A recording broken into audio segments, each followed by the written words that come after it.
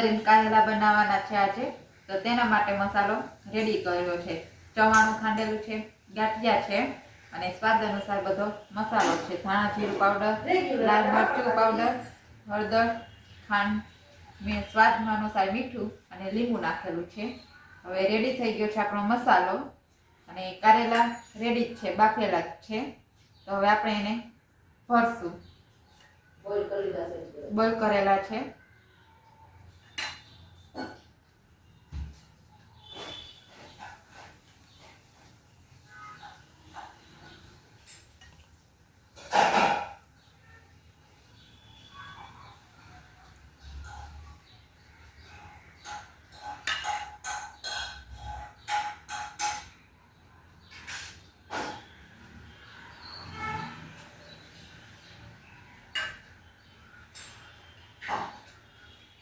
પછી વઘાર માટે આપણે ડુંગળી ટમેટાની ગ્રેવી લેશું.